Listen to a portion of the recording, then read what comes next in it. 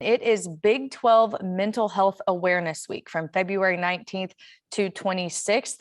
And so we want to take some time to visit with Queen Egbo of Baylor women's basketball to talk about this important topic. Queen, thanks for taking the time to visit with us today. No problem.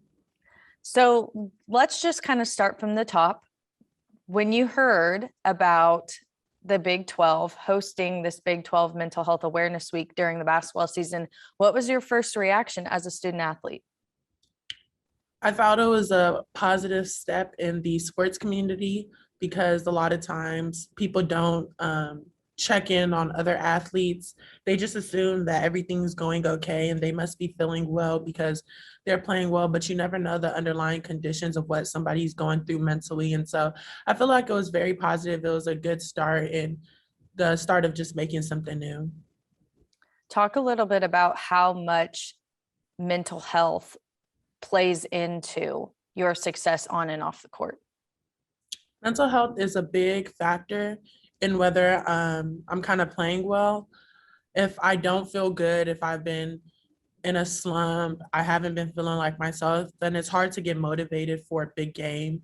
But if I'm feeling good, if I'm confident, if I'm good mentally, then it's not as hard. It's actually a lot easier to get motivated because you're in the right state of mind and you have a clear head. You're not thinking too much and you don't have people in your ear. And so mentally, mental health does play a big part in the way you perform and how you're motivated. Baylor athletics, the department as a whole, has really taken a big step in making note of this initiative and making it a priority here for all of you student athletes with the mental health department. Is there a certain group, whether it's a coach or a counselor or just anyone in general from your time here at Baylor, that has really helped you recognize the importance of your mental health and how that plays into you as a person, both as a student in the classroom and then as an athlete on the court? I would say Sophia on staff does a really good job of making sure everybody's okay. She's always checking in with our teammates and myself and asking, hey, how are you today? How are you feeling? Are you good? And it's actually very genuine. Like, she's asking from the heart and she genuinely cares. And so it's nice to know you have people around you who check in on you mentally, not just physically and how you're doing on the court. A lot of times, do you feel like people can get caught up in your stats and things like that to where maybe they don't recognize or they forget that you're also a person, not just an athlete? Yeah, it happens all the time. So to know that someone is kind of in your corner, like you mentioned, Sophia and the rest of the staff, to know that they are checking on you, what does that make you feel? How does that make you feel? It lets you know that you have not only good people, but you have a family who cares about you, and it feels like a family here. And not only, like I said, do they care about you physically as well as how you're playing on the floor, but they genuinely care about how you are mentally. And I know if I walked into any of the coach's office and I was like, I just don't feel good today, like I could have that conversation with them and they would genuinely care about what I'm saying, not just, oh, okay, well, you need to, get yourself together because we have a big game coming up tomorrow or today or whatever the situation is. I know that they'll genuinely be there for me and that they'll be able to listen and confide in me and I can confide in them. And so it's just kind of a family home environment. Do you think that it's first of all, it's great that that you feel that way. But in the years past, some of these conversations have revealed that maybe you didn't always feel that way. And student athletes maybe didn't always feel comfortable having those conversations with their coaches or others. So do you think that there's still somewhat of a stigma around college athletes and speaking out about mental health?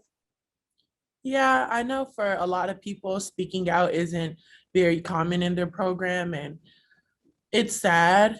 Mental health has taken a big jump in college athletics and sports in general. It's gotten a lot better. People are a lot more comfortable talking about it, but there's also a lot of people who aren't comfortable and a lot of coaches and programs who do not make them feel comfortable. And it just sucks that they don't have that outlet and that they're still going through things mentally. But like I said, it is growing day by day and it is getting a little better. And so all you can ask for is improvement. in that regard, there has been some improvement here. Like you said, to the point that you feel comfortable speaking with your coaches, speaking with me here today and in front of everyone listening. So what made you feel comfortable enough to talk about this topic today? Um, it's one of those hard conversations that have to be said. They have to be talked about, because if you don't put yourself out there, if you're not vulnerable with your mental state and how you're going and how you're doing, then it's hard for other people to be vulnerable as well. Because as athletes, we put on a facade that we're always okay, we're always doing good. And when people ask you like, how are you doing? Oh, good, good. Like, Mhm. so sometimes it's hard to be genuine and vulnerable, but it's important. And so that's why I felt like this is something I can and should do, because I know how important it is for other people to hear somebody. And I know how important it is for myself to talk about it as well. Kind of going off of what you just said, you're, a senior center for the Bears. You've had a long, great career here, and we're only halfway done with the season, so that's exciting. But there are a lot of younger athletes on your team who look up to you, as well as just younger athletes in the Central Texas area who will be watching this. So kind of what's your advice to them if they're maybe on the brink of feeling comfortable to talk about it, or maybe they're going through something? What's your advice to them on why they should talk about it and be honest with their feelings? When you talk to somebody about how you're feeling, someone you trust, of course, make sure you're only talking to people you trust and people who genuinely care about you. But when you do find that outlet, it kind of gives you a sense of relief. You know that, oof, I got this off my chest. I'm not the only one probably feeling like this. And it's okay if I am feeling like this. Everybody has episodes of when they're sad, when they're depressed, when they're unmotivated, when they're lazy or don't feel like getting up out of bed and they just rather be in bed all day. Everybody has those feelings of when they feel like they just can't do it anymore. But when you find that outlet, you realize like, wow, things are gonna get better, and I'm not gonna be here forever. I'm not gonna be in this sad spot for forever. And so talking to people really does genuinely help and allows you to realize that the situation may not be as big as you think it is, and things will eventually get better. And so it's important to find that outlet, no matter who it is, your parents, your best friend, your aunt, your uncle, your cousin.